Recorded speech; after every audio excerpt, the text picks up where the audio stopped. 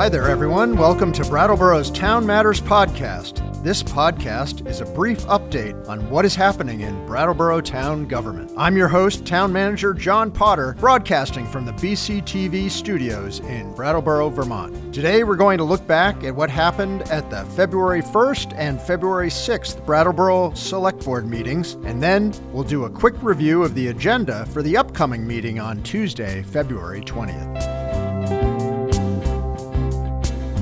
The board had a special meeting on February 1st, and this is what happened. There were 2 items approved on consent: a contract renewal for the town attorney and annual appointments of a town clerk, town attorney, and town treasurer for ratification at representative town meeting. Next, DPW Director Dan Tyler made a presentation on the history behind the Pleasant Valley Water Storage Replacement project and the reasons this project is necessary and funding options. The board approved an article on the representative town meeting warning to borrow through the Drinking Water State Revolving Loan Fund for a secondary water tank at the Pleasant Valley Water Treatment Facility. Next, the board finalized and approved the warning for the annual town meeting day election and the annual representative town meeting, and that was February 1st. On February 6th, there was a site visit at Detman Drive before the meeting for an item later on the agenda. Under the consent agenda, the board approved 4 items: a certificate of no appeal from the assessor's office on the 2023 grand list, a certificate of highway mileage by the Public Works Director to VTrans for the year, and an application for a Vermont Downtown Program grant, as well as approval of a limited event permit for a bingo fundraiser at Winston Prouty. After approving the consent agenda, the board formally opened a public hearing on Detman Drive, and after some discussion, they approved a motion to lay out and establish Detman Drive as a Class 3 town highway from its intersection with Vermont Route 9 to a point on the north side of the bridge. Following Detman Drive, Police Chief Norma Hardy and Assistant Police Chief Jeremy Evans discussed the town's experience with unarmed security officers in the Brattleboro Transportation Center and at various town buildings. Violence, vandalism, and theft have all decreased, and over the period during the fall and winter in 2022, there were 22 calls to this location from the public for suspicious people, and in 2023, over the same period, that dropped down to 7. Public say they're more comfortable in the facility, and the board discussed this update. In the future, they would like to discuss the community resource specialist and the Brattleboro Police Department's thoughts on that position. There was no motion approved on this item.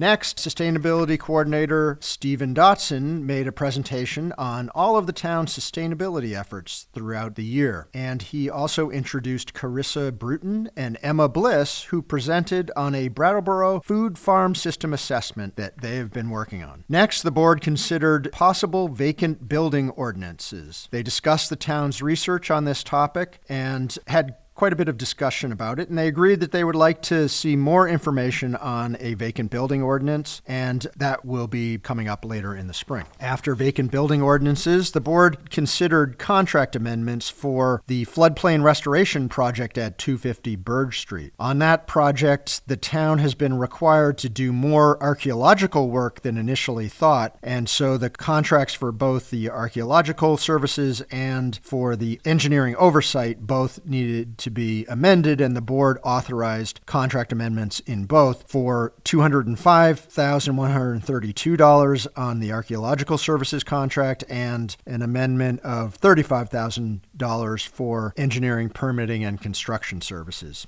Finally, the board announced a number of committee vacancies which are available for people to apply for. The next Select Board meeting is a regular meeting scheduled for February 20th at 6:15 p.m. in the Select Board meeting room at 230 Main Street, and this is what will be on the agenda for that evening. First, there will be 4 items on the consent agenda: application for a building-resistant communities grant, which will augment a scoping study on the lower Whetstone Brook, and this in particular would be the piece around hazard mitigation. Also on the consent agenda is an amendment to the engineering agreement for the Pleasant Valley Water Treatment Project, which is currently in process and actually over 90% complete. Another item on consent is a disbursement of American Rescue Plan Act funds and a ratification of a parade permit for the Asian Cultural Center of Vermont's annual Lunar New Year's parade. I have a couple announcements today as well. Election Day, which is happening on March 5th, is quickly approaching. Absentee ballots for the presidential primary, Brattleboro annual town meeting, and Wyndham Southeast School District Board vote are now available by request. Voters must request an absentee ballot for this election. Anyone wishing to vote absentee may apply for an absentee ballot until 5 p.m. on Monday, March 4th, although we recommend doing so as soon as possible to account for mail delivery time. All voted ballots must be received by the town clerk before the polls close on Election Day, March 5th, in order to be counted. For more information or to request an absentee ballot, please call 802-251-8157 or visit the state's My Voter page online portal at mvp.vermont.gov. Visit the town of Brattleboro's website, brattleboro.gov, for more information about absentee voting and to view the sample ballots.